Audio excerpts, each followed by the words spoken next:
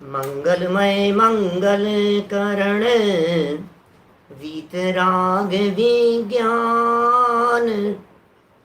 नमुताहि जाते भये अरहंतादि महान। करि मंगल करि हो महा ग्रंथ करन के काज। जाते मिले समाज सब पावे निज पद राज। पावे निज पद राज। मिथ्या देवादिक भजे हो है मिथ्या भाव। तज तिनको साचे भजो यह हित हेत उपाव। यह हित हेत उपाव। मोक्ष मार्ग प्रकाशक नामक यह ग्रंथ है। आचार्य कल्प पंडित प्रवर टोडरमल जी साहब की अनुपम रचना। छठवां अधिकार कुदेव के निरूपण की यहाँ चर्चा चल रही थी और कल तक हम आपके बीच में व्यंतरादि के स्वरूप की चर्चा अपेक्षित विस्तार से कर चुके हैं। आखिर कैसे होते हैं व्यंतर, व्यंतरों का स्वरूप किस तरह का है और व्यंतर क्या करने में समर्थ है। व्यंतरों की शक्ति हमने यहाँ देखी कि व्यंतरों में शक्ति तो बहुत होती है, व्यंतरों की पावर कम नहीं होती है, शक्ति बहुत है व्यंतरों में। लेकिन भले ही व्यंतरों में शक्ति बहुत होती हो, लेकिन उसके बावजूद भी टोडरमल जी का एक ब्रह्म वाक्य यहाँ हमारे को पढ़ने को मिला, जिसमें उन्होंने कहा पुण्य का उदय हो तो रोगाधिक रूप परिणमित करने में समर्थ नहीं हो सकता व्यंतर। मेरे पुण्य का उदय हो तो व्यंतर कुछ कर नहीं सकता, और मेरे यदि पाप कर्म का उदय हो तो व्यंतर कुछ सुधार नहीं कर सकता। माने व्यंतर ना तो सुधार करने में समर्थ है और न ही वो व्यंतर बिगाड़ करने में समर्थ है। यदि मेरे पुण्य कर्म का उदय होगा तो अनुकूलताएं मिलेगी, और मेरे यदि प्रतिकूल कर्म का उदय होगा तो प्रतिकूल अवस्थाएं होगी। व्यंतर क्या करेगा इसमें? क्या कुछ नहीं कर सकता है। व्यंतर को मैं कभी कभी इस तरह से कहता हूं कि उस व्यंतर को आप अपने पड़ोसी की तरह समझिए। व्यंतर को आप किसी चोर डाकू और लुटेरे की तरह समझिए। व्यंतर को किसी अपराधी बदमाश क्रिमिनल व्यक्ति की तरह समझिए। लेकिन वो क्रिमिनल व्यक्ति जिस तरह से दुनिया में रहता हुआ, आपके आस पड़ोस में रहता हुआ आपका कुछ बिगाड़ने में समर्थ नहीं है, उसी तरह से, ठीक उसी तरह से ये व्यंतर भी आपका कुछ सुधार बिगाड़ करने में समर्थ नहीं है, नहीं कर सकता है। मैं कह रहा हूं कोई डाकू है, वो डाकू आपका कुछ बिगाड़ेगा कि नहीं बिगाड़ेगा? बोलो, क्या बिगाड़ सकता है? जब तक आपके पाप कर्म का उदय नहीं हो तब तक वो डाकू आपका कुछ भी नहीं बिगाड़ सकता है। आपके पुण्य का उदय हो तो डाकू बिगाड़ने में समर्थ नहीं है। कोई डॉक्टर हो, मान लीजिए बहुत बड़े बड़े डॉक्टर हैं। अब हमारा प्रश्न ये है कि वे जो बड़े बड़े डॉक्टर हैं, क्या वे आपकी तबीयत ठीक कर सकते हैं? यदि हमारे पुण्य का उदय नहीं हो तो डॉक्टर तबीयत ठीक नहीं कर सकता। तो जिस तरह से पुण्य और पाप कर्म के उदय में या उदय के बिना जगत में कोई हितकारी और अहितकारी होता हुआ दिखाई नहीं देता, ठीक उसी तरह पुण्य और पाप कर्म के उदय के अभाव में ये व्यंतर भी हमारा भला और बुरा करने में समर्थ नहीं हो सकते। तो असली कारण क्या रहा? बोले असली कारण तो अपने ही कर्म का उदय रहा। मूल कारण तो यही है। ये सब बातें कल तक हम अपेक्षित विस्तार से पढ़ चुके थे। व्यंतरादि की शक्ति हो तो होगी शक्ति, वो कुछ करने में समर्थ नहीं है। देखिए, जब शक्तियों की इतनी चर्चा हुई तो टोडरमल जी ने एक प्रश्न उठाया पेज नंबर 172 पर। यहां कोई कहे, 172 नंबर पेज है ग्रंथ का, यहां कोई कहे कि इतनी शक्ति जिनमें पाई जाए उनके मानने पूजने में क्या दोष? प्रश्न तो उठता है भाई साहब, हमारे को जिज्ञासा तो लगती है, बात तो बिल्कुल बराबर है। अरे यार, जिस आदमी में शक्ति है तो उससे बना के चलो ना, उससे बिगाड़े क्यों अपन। व्यंतरादिक की इतनी शक्ति का वर्णन किया तो हमें ऐसा लगता है इनके साथ में क्यों नहीं मेल मिलाप बना करके चलो, मिला करके चलना चाहिए, हमारे को बना के चलना चाहिए। तो पूजने मानने का निषेध क्यों करते हो, उसमें क्या दोष है। अब टोडरमल जी उस दोष कल्पना की चर्चा कर रहे हैं। देखिए, कुछ व्यंतरों की चर्चा करेंगे, कुछ ज्योतिष देवों की चर्चा करेंगे, और आपके बीच में कुछ चर्चा करेंगे। आज हम वास्तु के संदर्भ में, इधर उधर के संदर्भ में, जगत में दिखाई देने वाली मिथ्या मान्यताओं और मिथ्या भ्रांतियों के संदर्भ में कुछ कुछ बातें जरूर करूंगा। अंत तक जब ये प्रकरण पूरा होगा, कई ऐसी बातें हो सकता है आप लोगों को जानने को मिले शायद, जिसके बारे में आप पहले से नहीं जानते हो। देखिए, अपने पाप का उदय होने से सुख नहीं दे सकते। मेरे पाप कर्म का उदय है और मैंने व्यंतर को ये कहा कि भाई ये भला कर दे, नहीं कर सकता। और पुण्य का उदय होने से दुख नहीं दे सकते। मेरे पुण्य का उदय है, अब व्यंतर दुखी करना चाहे तो वो दुख नहीं दे सकता। तथा उनको पूजने से कोई पुण्य बंध नहीं होता। एक और माइनस पॉइंट है, उनको पूजने से पुण्य बंध तो होता नहीं है। रागादिक की वृद्धि होने से पाप ही होता है, इसलिए उनका मानना पूजना कार्यकारी नहीं है, बुरा करने वाला है। समझो भाई, बहुत मार्मिक बात कह दी है पंडित जी ने। एक बात तो ऐसी कह दी टोडरमल जी साहब ने कि पुण्य के उदय के बिना वे कुछ करने में समर्थ नहीं है, एक बात। दूसरी बात वे कह रहे हैं कि ठीक है साहब, पुण्य का उदय होगा तब तो कर लेंगे ना, कि भाई तेरे ही पुण्य का उदय होगा तो फिर उनकी जरूरत नहीं है। तेरे ही यदि पुण्य का उदय होगा तो फिर उनकी जरूरत कहाँ है, फिर तो काम अपने आप ही होगा। कि नहीं नहीं साहब, फिर भी ऐसा लगता है कि उनको पूज लो।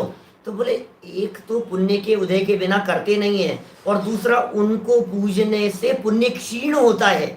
उनको मानने से, उनको पूजने से पुण्य मंद पड़ता है, उनको मानने से पाप का बंध होता है। अब चूंकि उनको मानने से पाप का बंध होता है तो उल्टा अकार्यकारी हो गया, कार्यकारी तो रहा नहीं। व्यंतर आदि को पूजने से भला होने की संभावना तो कम है, लेकिन उन्हें पूजने से बुरा होने की संभावना ज्यादा है। वो कैसे, कि उसके कारण जो पाप का बंध हुआ है, उस पाप का फल तो हमें ही भोगना पड़ेगा। और जब हमें उस पाप का फल भोगना पड़ेगा, क्या पाप का फल भुगतना पड़ेगा, तो फिर तकलीफ और संकट आएंगे, और क्या होगा। इसलिए किसी भी रूप में उनका पूजना और मानना कार्यकारी नहीं है, उल्टा बुरा ही करने वाला है। तथा व्यंतरादिक मनवाते हैं, पुजवाते हैं, ये सब उनकी चर्चा कर रहे हैं जगत में जो अदृश्य दिखाई देते हैं। देखो, अभी जो दिखते हैं ना, उनकी चर्चा तो आगे करेंगे। अभी जिनके मंदिर नहीं है, ये व्यंतरादिक कौन है, जिनके मंदिर नहीं है, जिनके क्षेत्र नहीं है, जो जिनका चेहरा फिक्स नहीं है। हम आपसे पूछें, बताओ व्यंतर का स्केच बनवाओ, तो क्या आप बनवा सकते हैं? व्यंतरों का स्केच नहीं बनवाया जा सकता है, व्यंतरों की कोई शक्ल नहीं दिखाई देती है। जगत में जिन देवी देवताओं को मानने पूजने की जो जगत में दशा दिखाई देती है, उनकी चर्चा तो आगे क्षेत्रपाल, पद्मावती, जिन जिनकी मूर्तियां प्रतिमाएं जगह जगह विराजमान होती है, उनकी चर्चा तो आगे करेंगे। वो प्रकरण तो कल आएगा। आज का प्रकरण तो इतना मात्र है कि वे व्यंतर आदि अपने आप को मनवाते हैं। किसी मनुष्य शरीर के नजदीक आ गए, शरीर में तो प्रवेश करते नहीं है। देखो, सच्चाई तो ये है, कोई भी व्यंतर किसी मनुष्य के शरीर में नहीं जा सकता, क्योंकि जो शरीर होता है वो अपवित्र होता है। शरीर के अंदर हड्डी, खून, मांस आदि होते हैं। ये औदारिक शरीर है, औदारिक शरीर में व्यंतरादिक प्रवेश नहीं करते। लेकिन सामने खड़े होंगे, वो शक्ति इतनी होती है, सामने खड़े होंगे, अदृश्य होंगे, और अदृश्य रह करके आपके शरीर की चेष्टाएं करवाएंगे आपसे, ऐसा देखा जाता है। तो व्यंतरादिक कहते हैं इनको पूजो, इनको मानो, उसके आगे जाकर के जल चढ़ा करके आना, उसके यहाँ जाकर के ये करके आना, ऐसा मनवाते हैं, व्यंतरादिक पुजवाते हैं। वह कौतूहल करते हैं कुछ विशेष प्रयोजन नहीं रखते, उनको उससे कुछ लेना देना नहीं है। सच में आप यदि उस बात को नहीं भी मानेंगे तो आपका कुछ बिगाड़ होने वाला नहीं है। जो उनको माने पूजे उसी से कौतूहल करते रहते हैं, जो नहीं मानते पूजते उनसे कुछ नहीं कहते। ये क्या गजब की लाइन है टोडरमल जी की। जो मानेगा उससे मनवाएंगे, जो पूजेगा उससे पुजवाएंगे, जो काम करेगा उससे कर। देखो कितना प्रैक्टिकल चिंतन है टोडरमल जी का, और कितना व्यवस्थित हमें दिखाई देता है। आप भी किससे काम करवाते हैं? आपके घरों की बात करूं मैं। आपके घर में 4 बच्चे हैं, बराबर। अब 4 बच्चों में से जो बच्चा आपकी सुनता नहीं है आप उसे काम बताते नहीं हो, जो आपकी सुनता है आप उसे काम बतलाते हो। बेटा ये, अब उसके ऊपर कितनी जिम्मेदारी क्यों नहीं हो, फिर भी जो नहीं करता है उसे बताता नहीं है, जो करता है उसे ही बतलाता है। सारे गवर्नमेंट ऑफिसों के अंदर यही स्थिति है। अधिकारी वर्ग है मान लीजिए कोई, अब वो अधिकारी वर्ग अपने स्टाफ को काम बतलाता है, जिम्मेदारी बतलाता है। किसको जिम्मेदारी बतलाएगा? जिम्मेदारी उसे जिसके पास काम नहीं है उसको नहीं, जिसके जो काम करता है, जो काम के लिए मना नहीं करता है, जो काम करने के लिए तैयार रहता है। बेचारे के पास में वर्कलोड बहुत ज्यादा है और एक ठाला बैठा हुआ है, तो जो ठाला बैठा हुआ है ना वो अधिकारी उसको काम नहीं, अरे सुनता ही नहीं है यार, इसको आज काम बतलाऊंगा 3 दिन में भी पूरा नहीं होगा, तू कर यार, तू कर इस काम, उसको तो छोड़, वो काम बिगाड़ और देगा। वो तो नालायक है। अब उसको नालायक कह करके वो तो मुक्त हो गया, और ये जो बेचारा सज्जन था, ये जो बेचारा ईमानदार था, ये जो बेचारा काम करता था, मेहनती था, उसको उस मेहनती व्यक्ति के ऊपर वजन पड़ रहा है, उस मेहनती व्यक्ति के ऊपर जबरदस्ती का बर्डन पड़ रहा है। यही कहना चाह रहे हैं यहाँ। व्यंतरादिक की भी सेम पोजीशन है, हमारे जैसे ही तो है आखिर व्यंतर भी। जैसे हम मनुष्य गति के जीव हैं, संसारी प्राणी हैं, वैसे ही व्यंतर भी संसारी प्राणी हैं, वैसे ही व्यंतर भी दुखी हैं, वैसे ही व्यंतर लोग भी बहुत परेशान हैं। जहां चलती हुई दिखाई देती है वहां चलाते हैं, जहां नहीं चलती हुई दिखाई देती वहां नहीं चलाते हैं। आप मार्केट में जाकर के कोई चीज खरीदते हैं तो उस व्यक्ति से रेट कम करवाने की सोचते हैं जहां आपको लगता है संभावना है, जहां स्पष्ट शब्दों में लिखा हुआ है फिक्स रेट, नो बार्गेनिंग, तो आप उसे कहते भी नहीं होंगे भैया कितनी रेट, ठीक है ओके खत्म। अब आपको पता है कि यार यहां तो कुछ पोल है, तो वहां आपकी संभावना चलती। आपको लगता है जो अधिकारी पैसे लेके काम कर सकता है आप उसे देकर के काम करवाने की सोचते हो, और जिसके बारे में पता है कि ये नहीं करेगा वहां कोशिश भी नहीं करते। बहुत प्रैक्टिकल है ये चीज। ये व्यंतरादिक के संदर्भ में भी ये टोडरमल जी ने कितना सुंदर वाक्य यहां कह दिया है। देखो, जो नहीं मानते पूछते उनसे कुछ नहीं कहते। यदि उनको प्रयोजन ही हो तो न मानने पूजने वाले को बहुत दुखी करें। जो नहीं मानता है, जो नहीं पूजता है, जो नहीं स्वीकार करता है, उसको बहुत दुखी करें। परंतु जिनके न मानने पूजने का निश्चय है, दृढ़ निश्चय है, हम नहीं मानते, हम नहीं पूजते, उससे कुछ भी कहते दिखाई नहीं देते, कुछ नहीं कहेंगे उसको। तथा प्रयोजन तो क्षुधादिक की पीड़ा हो तब हो, परंतु वे तो उनके व्यक्त होती नहीं है। व्यंतर की क्षुधा पीड़ा तो होती नहीं है। देवगति के जीव है, कंठ से अमृत झरता है, खाने पीने की तो उनकी कुछ व्यवस्था होती नहीं है। यदि हो तो उनके अर्थ नैवेद्यादिक देते हैं, उसे ग्रहण क्यों नहीं करते?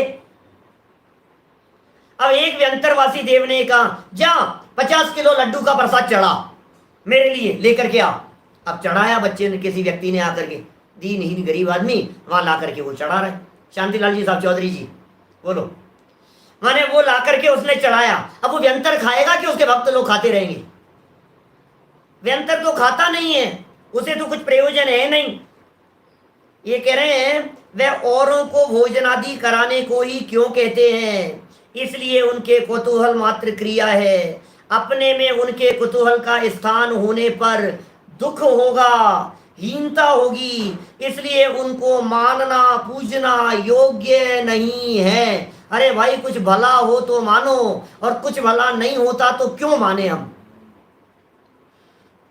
मेरी बात को सुनकर के कई लोग ऐसा सोच रहे होंगे कि साहब हमारा तो करते हैं, साहब हमारा तो करते हैं भाई साहब, इसलिए हम तो मानेंगे भाई साहब उनको। अरे भाई, यदि उनको मानने से वो देंगे, मैं आपसे पूछता हूँ क्या क्या दे सकते हैं? बोलो, किसी व्यंतर से हमने डिमांड की कि सम्यक दर्शन दे दो, तो दे देगा क्या? किसी व्यंतर से हमने डिमांड की कि हे व्यंतर मुझे मोक्ष मिल जाए, तो व्यंतर हमारे को मोक्ष दे देगा कि नहीं दे देगा?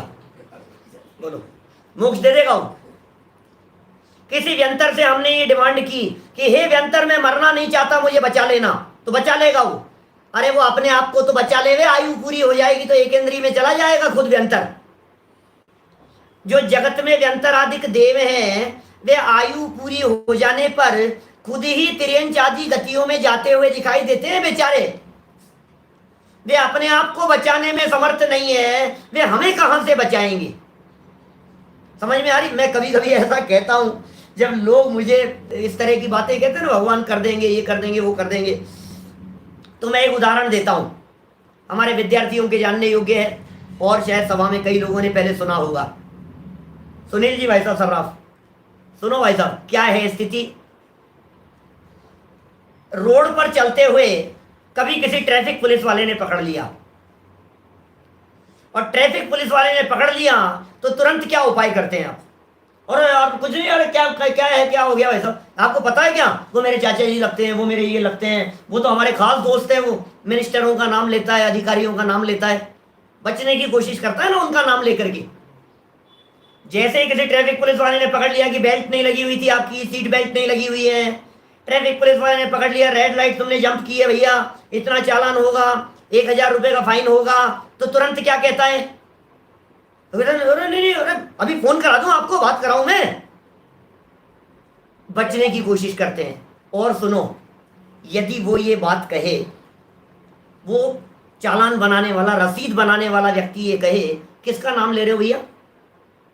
कि वो मंत्री जी खास दोस्त है मेरे, वो पेज बदले अपने रसीद कट्टे के, और पेज बदल करके बतलाए, अच्छा ये मिनिस्टर, ये देख 15 मिनट पहले वो यहां से रेड लाइट जंप कर रहे थे और ये उनका चालान बनाया है। उनकी भी रसीद बना दी आपने?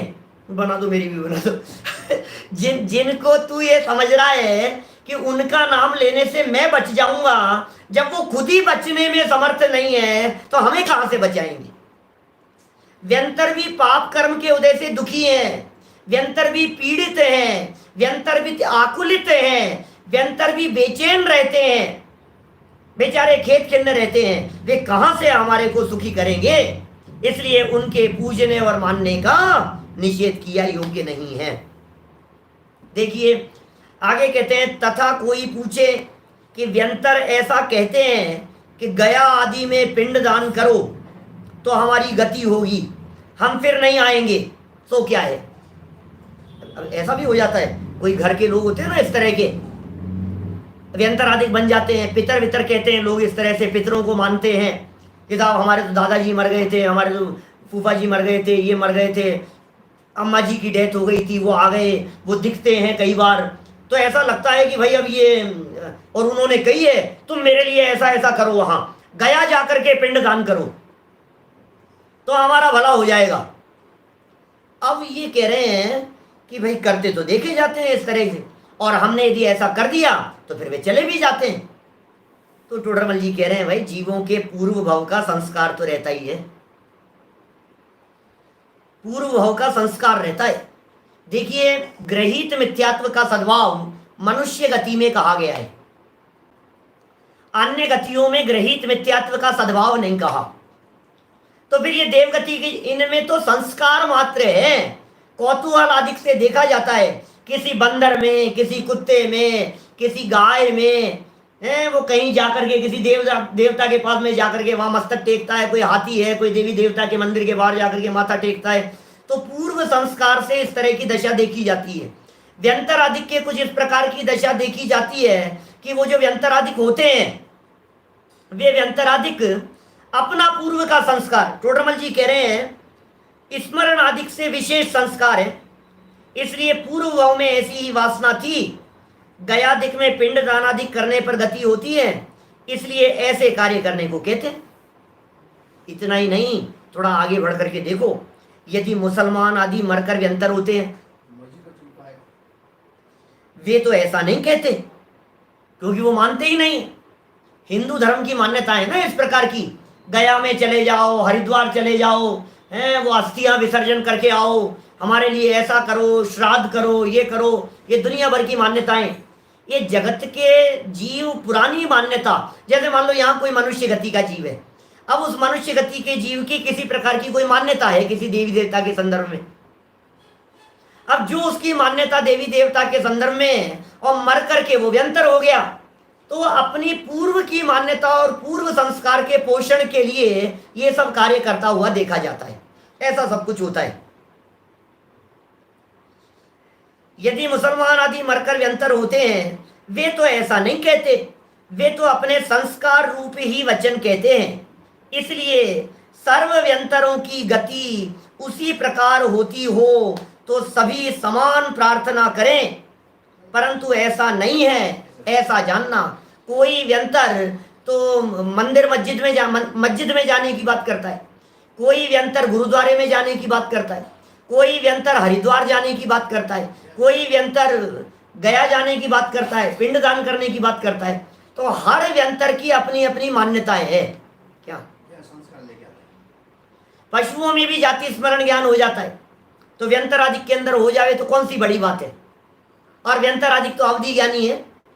और अभी हमारे सजल जी बोल रहे थे, सम्यक दर्शन बिन दुख पाए। व्यंतर है, बेचारे मिथ्या दृष्टि है, मिथ्या दर्शन के साथ में उन्होंने जाकर के जन्म लिया है, महादुखी है, परेशान है। कितने परेशान हैं वे, उनकी परेशानी वे ही जानते हैं, वे ही भुगतते हैं और केवल ही जानते हैं। ये टोडरमल जी का वाक्य था एक ऐसा। इस प्रकार व्यंतरादिक का स्वरूप जानना, तो हमने यहाँ आपके बीच में व्यंतरों वाले प्रकरण को संपन्न किया।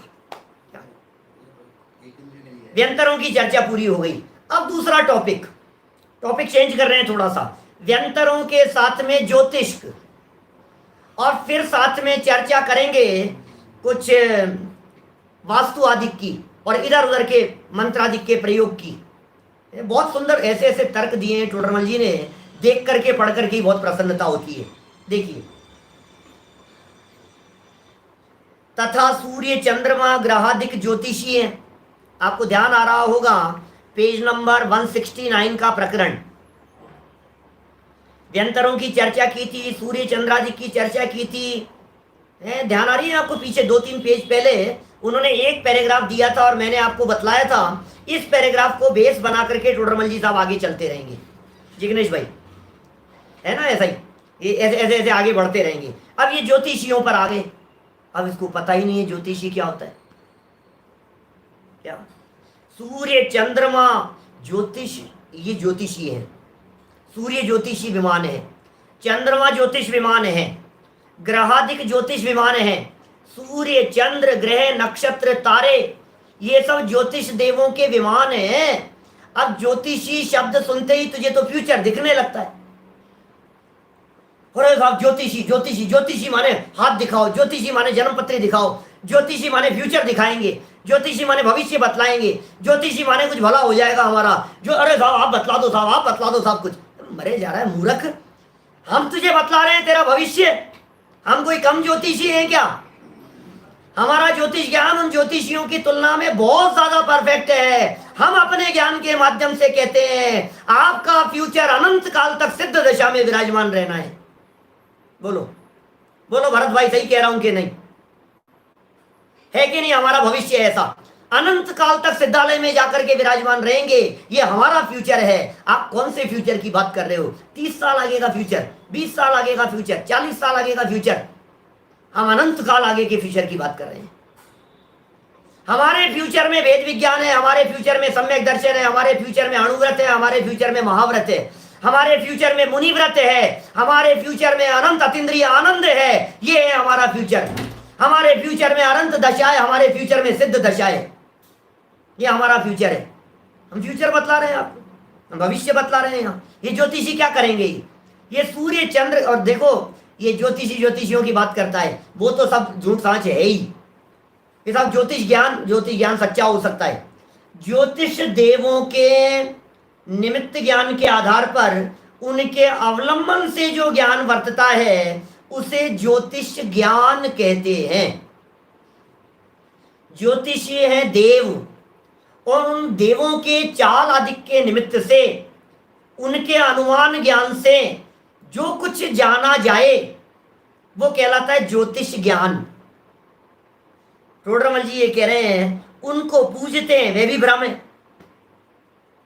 सूर्य आदि को परमेश्वर का अंश मानकर पूजते हैं। सूर्य है साहब, ये परमेश्वर का अंश है, ओ भगवान का अंश है ये, परंतु उसके तो एक प्रकाश की ही अधिकता भाषित होती है। तो प्रकाशवान तो अन्य रत्नाधिक भी होते हैं, अन्य कोई ऐसा लक्षण नहीं है जिससे उसे परमेश्वर का अंश माने। सूर्य को परमेश्वर क्यों मान रहा है, परमेश्वर का अंश क्यों मान रहा है? ऐसा लग रहा है सूर्य में एक सिर्फ प्रकाश ही तो है, प्रकाश के अलावा और है क्या सूर्य बिंब में? और प्रकाश जैसी जाति तो रत्न में भी देखी जाती है, दीपक में भी देखी जाती है, और भी अग्नि आदि के अंदर भी देखी जाती है। तो फिर सभी को उसी तरह से मान। रत्न है, अरे पहले तो रत्न दीपक हुआ करते थे, आपको मालूम है? रत्न दीपक घर में उनको ढक करके कपड़े से छिपा करके रखते थे रात्रि के समय, और जब सोना होता था, और जैसे ही रात्रि प्रारंभ हुई तो उस पर से आवरण हटा देते थे। उस रत्न के प्रकाश से घरों में रोशनी हुआ करती थी। रत्न दीपक, रत्न दीपक शब्द का प्रयोग है। ये कह रहे हैं यहां लक्षण है परमेश्वर का अंश मानता है, तथा चंद्रमादिक को धनादिक की प्राप्ति के अर्थ पूजते हैं। अब हमें तो पता ही नहीं था, टोडरमल जी के समय में ऐसी मान्यता होगी।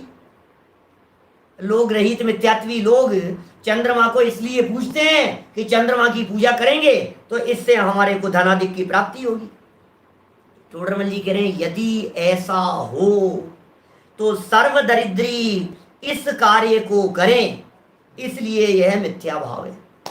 सारे दरिद्रियों को चंद्रमा को पूजना चाहिए। टोडरमल जी के समय में तो वास्तु शास्त्र चलता नहीं था। क्या टोडरमल जी के समय इसलिए नहीं तो टोडरमल जी यहां वास्तु की चर्चा जरूर लिखते, लेकिन टोडरमल जी ने कहा कि ये दरिद्री लोग चंद्रमा की पूजा करने से संपन्न तो नहीं हो जाते हैं। यदि चंद्रमा की पूजन करने से संपन्नता होती हो तो ऐसा मान लिया जाना चाहिए। ठीक इसी प्रकार मैं कह रहा हूं वर्तमान में जितना वास्तु शास्त्र चलता है, ये पूरा का पूरा वास्तु शास्त्र पैसे वाले लोगों के लिए चलता है।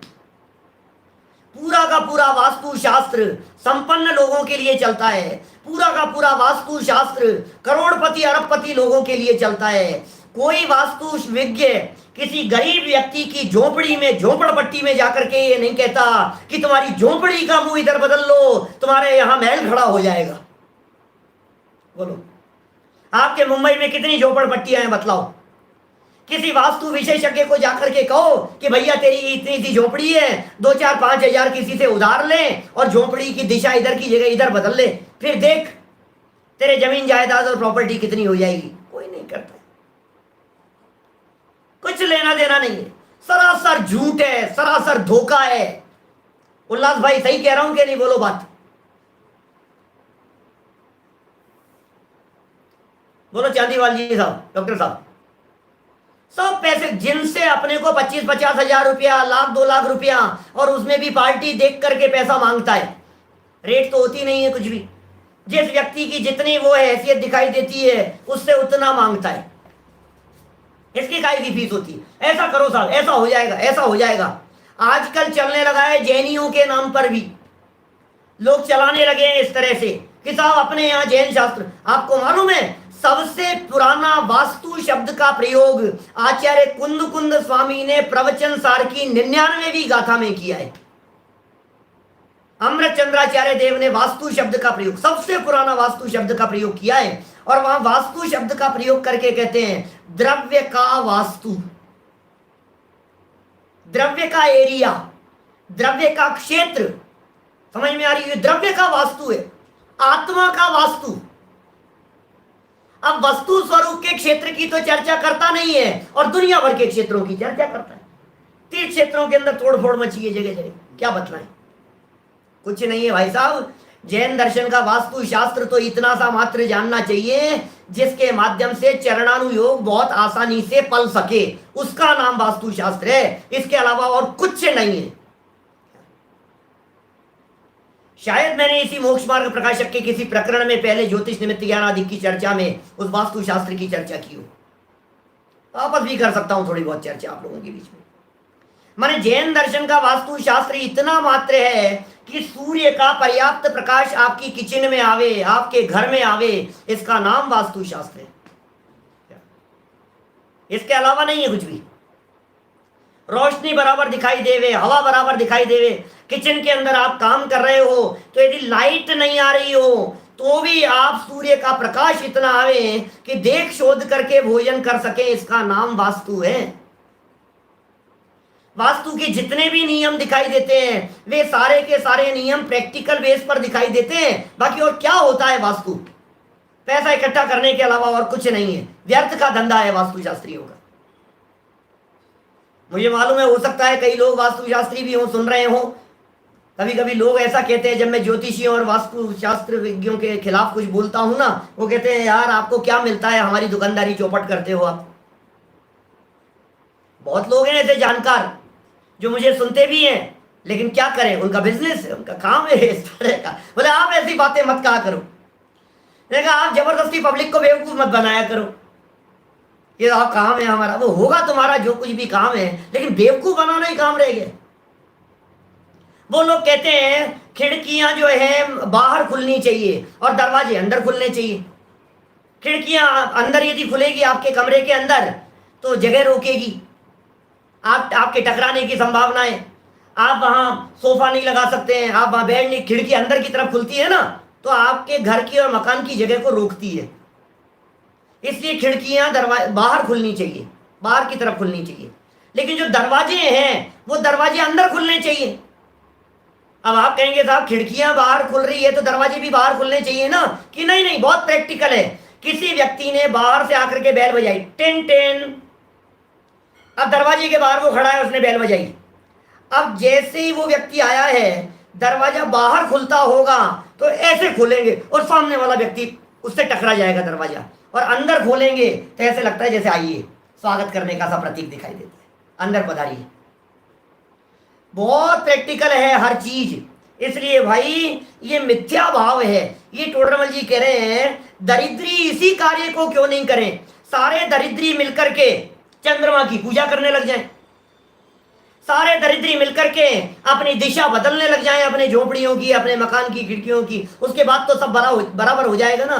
सुनो, हम उन गुरुदेव के शिष्य हैं महिपाल जी भाई साहब, हम उन गुरुदेव के शिष्य हैं जिन गुरुदेव से हमने ये व्यवस्था सीखी है भाई साहब कि सुनो, पर द्रव्य तुम्हारा भला बुरा करने में समर्थ है ही नहीं। ये तो नौकर्म है, ये नौकर्म तेरा क्या बिगाड़ लेगा, द्रव्य कर्म भी तेरा कुछ बिगाड़ने में समर्थ नहीं है। हम उनके शिष्य हैं। द्रव्य कर्म भी मेरा कुछ नहीं बिगाड़ सकता है, ये नौकर्म मेरा क्या बिगाड़ लेगा बताओ। मेरा बिगाड़ सुधार तो मेरे भावों से होता है, मेरे अशुद्ध भावों से होता है। इसलिए परिणाम संभालने का उपदेश टोडरमल जी साहब ने जगह जगह पर दिया है। अपने परिणामों को संभालो, अपने भावों को संभालो, उसे संभालने से काम चलेगा। जयंती लाल जी भाई साहब, यहां करना है, यहां चलती है अपने अंदर में, बाहर नहीं चल रही है। द्रव्य कर्म पे भी नहीं चलती। अब द्रव्य कर्म तो असली निमित्त कारण है ना। जब वो द्रव्य कर्म ही कुछ करने में समर्थ नहीं है, अब ये कह रहा है दीवार को इधर से उधर बदल लो। अरे भाई साहब, जगह बदल देने से उदय नहीं बदल जाता है। जगह बदल ली साहब, हमने जगह बदल ली। अरे जगह बदल ली तो इससे उदय बदल जाएगा क्या? और उदय बदल जाएगा तो फिर जगह बदलने की जरूरत नहीं है क्या? यदि हमारा जगह उदय बदल गया, मान लीजिए कर्म का उदय बदल गया, पाप के उदय से पुण्य के उदय में परिवर्तित हो गया, तो फिर क्षेत्र बदलने की जरूरत कहाँ है? फिर तो अपने आप ही काम हो जाएंगे अनुकूल। देखिए और गजब की बात कह रहे हैं, तथा ज्योतिष के विचार से बुरे ग्रहादिक आने पर उनकी पूजन आदि करते हैं। बुरे ग्रहादिक, अभी से पता ही नहीं है ग्रहों का चक्कर ही। ग्रह क्या होता है, ये ग्रहों को ही नहीं पहचानता है। 9 ग्रह बना दिए। अरे इतना खेद होता है कि 9 ग्रह तो छोड़ो, 9 ग्रहों में तीर्थंकरों को बांट दिया। ये हमारे मुनि सुव्रतनाथ शनि ग्रह निवारण वाले हैं, कि पार्श्वनाथ भगवान इस ग्रह निवारण वाले हैं, कि महावीर भगवान इस ग्रह, मान्यताएं बन गई है। ये सिर्फ और सिर्फ पिछले 20 साल की कमाई है, इसके पहले नहीं है। सन 2000 के पहले यदि आप चले जाओगे तो आपको कई नवग्रहों के मंदिर कहीं नहीं मिलेंगे ऐसी चर्चा। और पिछले 20 साल के अंदर इतने नवग्रह हो गए हैं जैन समाज के नाम पर, क्या बतलाऊं मैं आपको। जैनियों के यहाँ तीर्थंकरों के बंटवारे कर दिए आपने ग्रहों के नाम पर। 9 ग्रह होते ही नहीं है। हमारे यहाँ जैन परंपरा में 88 ग्रह बतलाए हैं। ये चंद्रमा का परिवार है। एक चंद्रमा के परिवार में एक सूर्य, 88 ग्रह, 28 नक्षत्र और 66,975 कोड़ा कोड़ी तारे होते हैं। 88 ग्रह, 88 ग्रह, और ये 9 ग्रह चला रखा है पता नहीं क्या क्या। और फिर ये कहता है उनकी पूजन आदि करो, उनके अर्थदान आदि देते हैं। क्या होगा उनको दान देने से? एक बड़ा गजब का उदाहरण दिया टोडरमल जी ने आगे। सो जिस प्रकार सूर्य चंद्र आदि के संदर्भ में उदाहरण दे रहे हैं, जिस प्रकार हिरणादिक स्वयमेव गमनादिक करते हैं और पुरुष के दाएं बाएं आने पर सुख दुख होने के आगामी ज्ञान को कारण होते हैं। ये बड़ा गजब का प्रयोग है टोडरमल जी का। आज जो आप लोग जिस तरह की मान्यताएं रखते हैं ना अपने दिलो दिमाग में, आप लोग ये इस तरह की मान्यता हमारे दिमाग में रहती है, बिल्ली रास्ता काट गई, बहुत चलता है तो सारे दुनिया भर में। हिंदुस्तान में तो बिल्ली यदि सामने से रास्ता काट जाए तो रेड लाइट पर लोग नहीं रुकते, लेकिन बिल्ली रास्ता काटने पर रुक जाती। बिल्ली सामने से निकल गई, अरे बिल्ली सोच करके आई थी कि तेरा काम नहीं अटकना है कि नहीं अटकना है। बिल्ली को तो रंच मात्र भी विकल्प नहीं था। और टोडरमल जी ने यहाँ क्या हिरणादिक की चर्चा की है। जमाना उस समय जंगल का जमाना था। बिल्ली आदि तो घरों में हुआ ही करती थी, लेकिन जंगलों में एक गांव से दूसरे गांव में लोग जाते थे, हिरणादिक पशु होते थे। आदि शब्द का प्रयोग किया है, अकेले हिरण की बात नहीं है। इसी तरह से बैल भी हो सकते हैं, भैंस भी हो सकते हैं, घोड़े भी हो सकते हैं, ऊंट भी हो सकते हैं, बिल्ली भी हो सकती है, कुत्ता भी हो सकता है, चूहा भी हो सकता है। अरे चूहा यदि आपका रास्ता काट रहा है तो निमित्त ज्ञानी उसके आधार पर भी भविष्य की जानकारी दे सकते हैं। बिल्ली रास्ता काट जाएगी तो आपने कौन से दिव्य ज्ञान से लगा लिया कि मेरा अहित होने वाला है। हो सकता है बिल्ली का रास्ता काटना इस बात का सूचक हो कि आपका काम अच्छा होने वाला है और आप रुक गए।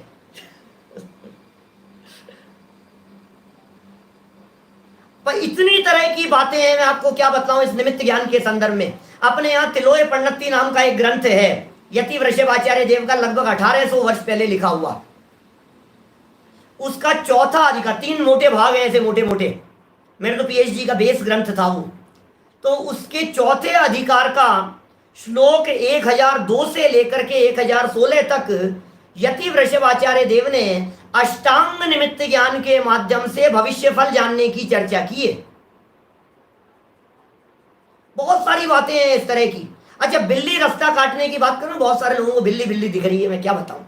ये जो बिल्ली रास्ता काटने का जो सवाल है, इसमें भी बिल्ली काले रंग की थी कि बिल्ली सफेद रंग की थी, बिल्ली पूरी ब्लैक थी कि बिल्ली आधी ब्लैक थी, दूसरा कलर था, बिल्ली चूहे के पीछे भाग रही थी कि अपने काम से जा रही थी, बिल्ली की आपके लिए डिस्टेंस कितनी थी, बिल्ली लेफ्ट से राइट में जा रही थी कि राइट से लेफ्ट में जा रही थी। क्या समझ रहे हैं भाई साहब? अकेला इनका ही नहीं होता है, ये सब निमित्त ज्ञानों की चर्चाएं हैं, इनमें कुछ बात नहीं है। और तुम यदि अपनी खोपड़ी लगाओगे तो दिमाग खराब करने के अलावा और कुछ नहीं पाओगे। आपको रास्ते में चलते हुए पंडित जी दिख गए, वो भी निमित्त ज्ञान है। आपको कोई झाड़ू लेकर के खड़ा हुआ दिखाई दिया, वो भी निमित्त ज्ञान है। कोई बर्तन लेकर के दिखाई दिया, वो भी निमित्त ज्ञान है। किसी का मटका खाली था, किसी का भरा हुआ था, कोई दूध लेकर के आ रहा था, कोई दूध वाला था, कोई ट्रॉली वाला जा रहा था, कोई ट्रैक्टर खड़ा हुआ था। कहाँ माथा लगाओगे आप? निमित्त ज्ञानी लोग जान लेते हैं। निमित्त ज्ञान से विशेष ज्ञान है, इसमें क्या है? निमित्त ज्ञान है, जान लिया तो जान लिया, ज्ञान का विषय बन गया, उसमें क्या फर्क पड़ गया? देखो, जाना जा सकता है निमित्त ज्ञान के माध्यम से, निमित्त ज्ञान के माध्यम से जाना जा सकता है, लेकिन बदला नहीं जा सकता है। आज हिंदुस्तान में जितने ज्योतिषी दिखाई देते हैं, हम ज्ञान का निषेध नहीं करते, लेकिन जो वे उपाय बतलाते हैं ये सारे उपाय झूठे जानना। क्या सारे उपाय झूठे, पागल बना रहे हैं जबरदस्ती पब्लिक को। सिर्फ झूठ साज के अलावा और कुछ नहीं चल रहा है। ज्योतिष ज्ञान सच्चा होता है, लेकिन सच्चे ज्योतिषी आपको जगत में चिराग लेकर के ढूंढने पर भी नहीं मिलेंगे, नहीं मिलेंगे, नहीं मिलेंगे। इतना दुर्लभ है। ज्योतिष ज्ञान तो है, ज्ञान तो होता है, ज्ञान से क्या फर्क पड़ता है? क्या ख्याल में आ रही है बात? तो ज्ञान झूठा नहीं है, लेकिन वो ज्ञान उस व्यक्ति को है या नहीं है जिसको आप 11,000 रुपए दे रहे हो, जिसको 21,000 रुपए दे रहे हो? नहीं होगा वो। और फिर वो कहता है कि आप ये पहन लो, ये कर लो, ये गले में धारण कर लो, इसकी जाप कर लो, इस मंत्र का जाप कर लो, इससे हो जाएगा। ग्रहित मिथ्यात्व का महापाप लगता है। टोडरमल जी ज्ञान का निषेध नहीं कर रहे, टोडरमल जी ज्ञान की स्थापना कर रहे हैं। देखिए दूसरी लाइन 173 पेज की। सो जिस प्रकार हिरणादिक स्वयमेव गमनादिक करते हैं, हिरण तो अपने हिसाब से चल रहा है, बिल्ली तो अपने हिसाब से रास्ता काट, उसको थोड़ी ना पता है कि संजीव जी आने वाले हैं, उसको क्या पता? बिल्ली तो अपने हिसाब से इधर से उधर जा रही है, उधर से उधर जा रही है। और पुरुष के दाएं बाएं आने पर हिरण अधिक, हिरण, बिल्ली, भैंस, कुत्ता, सब कोई भी जानवर पुरुष के दाएं आने पर, पुरुष के बाएं आने पर, मान लीजिए कोई कौवा बोल रहा है, कोई कोयल बोल रही है, कोई मुर्गा दिखाई दे रहा है, कोई उल्लू दिखाई दे, बहुत तरह की बातें आने पर सुख दुख होने के आगामी ज्ञान को कारण है। Point to be noted, Todarmal ji की पंक्तियां और चिंतन की गहराइयां। सुख दुख होने के आगामी ज्ञान को कारण है। सुख दुख का कारण नहीं है बिल्ली का चले जाना। क्या बिल्ली का इधर से उधर जाना तुम्हारे सुख दुख का कारण नहीं? एक व्यक्ति ने चीख दिया, अब ये कहता है भाई साहब काम अटक जाएगा, जाओ मत भाई साहब, अभी तो चीख दिया भाई साहब, चीखते ही मत जाना, आपको पागल हो गया, दिमाग खराब है तेरा। उसने पूरब की तरफ मुंह करके चीखा था कि दक्षिण की तरफ मुंह करके चीखा था? कितने डिस्टेंस पर था? उसकी चीख की आवाज कम थी कि तेज थी? हल्का सा था कि ज्यादा तेज था? तो क्या पकड़ेगा? हो सकता है उसका चीखना तेरे शुभ का निमित्त दिखा रहा हो कि काम होने वाला है, चीखते ही जरूर चले जाना। होगा जो होगा, कौन सा बदलेगा, क्या लेना देना है इन सब बातों से? काम खां की व्यर्थ की मिथ्या मान्यता रखते हैं। कुछ सुख दुख देने में समर्थ नहीं है। कौन? हिरण आदिक, बिल्ली आदिक, चूहे कुत्ते आदिक कुछ सुख दुख देने में समर्थ नहीं है। आगामी ज्ञान का कारण मात्र है। उसी प्रकार ये तो एग्जाम्पल दिया, बिल्ली, हिरण आदिक का, ऊंट आदिक का तो एग्जाम्पल दिया।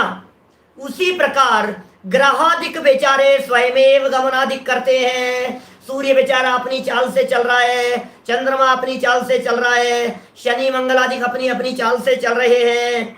और प्राणी के यथा योग्य, यथा संभव योग को प्राप्त होने पर सुख दुख के होने के आगामी ज्ञान को कारण होते हैं। क्या सुख दुख होने के आगामी ज्ञान के कारण मात्र थे वे? पता लग गया। और किसे लगेगा? न तो ऐसे निमित्त ज्ञानी है, न ऐसे लोग वर्तमान में है। आपको किसी व्यक्ति ने कह दिया कि ऐसा है पंडित जी, आपको पता नहीं है, उनका तो ज्ञान बहुत जबरदस्त है, वहां भी मत जाना गलती से भी। क्योंकि आपके दिमाग में जो ये मान्यता बैठी हुई है ना, इनके बताने से, ऐसा करने से ऐसा हो जाएगा, ये महा धोखा है। धोखे के अलावा और कुछ नहीं है। देखिए, कोई तो उनका पूजन आदि करते हैं, उनके भी इष्ट नहीं होता। लो, अब कोई व्यक्ति तो ये करता है, उनकी पूजन कर रहा है, उनकी भक्ति कर रहा है, बेचारे का फिर भी भला नहीं हो रहा है। और कोई नहीं करता, उसके भी इष्ट हो जाता है। इसलिए उनका पूजन आदि करना मिथ्या भाव है। मुझे मालूम है बहुत सारे लोगों को ऐसे प्रश्न भी उठ रहे होंगे कि साहब फिर हमारे अनंत भगवान की पूजन भक्ति क्यों करें, महावीर भगवान की पूजन भक्ति क्यों करें, आखिर वे भी तो भला बुरा नहीं करते? ये अलग प्रसंग है, ये अलग प्रश्न है। उनको देखने से वीतरागता का पोषण होता है, वीतरागता का भाव अंदर में जागृत होता है, और रागियों को देखने से राग का भाव जागृत होता है। इसलिए इनका निषेध किया है। 2 मिनट में पूरी करता हूं, ये खत्म हो जाए बस ये। यहाँ कोई कहे देना तो पुण्य है, तो भला ही है भाई साहब, दान पुण्य के लिए कह रहे हैं, व्यंतरादिक कह रहे हैं, समझ लो सूर्य ग्रहण चंद्र ग्रहण आदि के लिए कह रहे हैं। अभी कितना चला था बीच में, बहुत सूर्य ग्रहण होता है, देवताओं के ऊपर संकट आ गए। आज तक तो हमने ये सोचा था, सुना था हमारे ऊपर संकट आते हैं तो देवता बचाते हैं। अब ये नई बातें चलने लग गई, सूर्य देवता के ऊपर संकट आ गया, भैया दान पुण्य करो देव बच जाएंगे। तो देव हमें बचाते हैं कि हम देव को बचाएंगे? कुछ तो अकल रख भाई बन। क्या कर रहा है, ना समझ होकर के क्यों इस तरह की दीनहीन जैसी बातें कर रहा है? होश नहीं है कुछ भी। ये कह रहे हैं धर्म के अर्थ देना तो पुण्य है। भाई आज हमारे 24 जुलाई है ना, आज हमारे महाविद्यालय का स्थापना दिवस भी है। आप सहज लोगों की भावना से, यदि विद्यार्थियों की भावना से, किसी की भावना से, गरीबों के हित की भावना से, मंदिर निर्माण आदि के लिए, जिनेंद्र देव की प्रतिमा आदि के लिए, प्रतिष्ठाओं के लिए, विद्यार्थियों की शिक्षा के लिए, शास्त्र छपने के लिए विशेष भावना से आप जो देते हैं सो तो पुण्य है, भावना आपकी अच्छी है। लेकिन इनको देना ये तो दुख के भय से और सुख के लोभ से देता है, इसलिए पाप है। तो व्यंतर के कहने से क्यों दे रहा है बता मेरे को? इसलिए दे रहा है, और नहीं ये बहुत बड़ा संकट आ जाएगा भाई साहब, इसलिए करना ही पड़ेगा भाई साहब। तो तू तो लोभ के कारण कर रहा है, डर के कारण कर रहा है, घबराहट के कारण कर रहा है। तेरे दिलो दिमाग में तो चिंता की रेखाएं घूम रही है, इसलिए कर रहा है तू तो। इत्यादि अनेक प्रकार से ज्योतिषी देवों को पूजते हैं, सो मिथ्या है। सो देखिए, व्यंतरों की चर्चा कर ली, ज्योतिषियों की चर्चा कर ली, ठीक है, और मंत्र तंत्र आदि की चर्चा कर ली, तथा देवी दहाड़ी आदि हैं, वे कितने ही तो व्यंतरी वे ज्योतिषी नहीं है। उनका अन्यथा स्वरूप मानकर पूजन आदि करते हैं।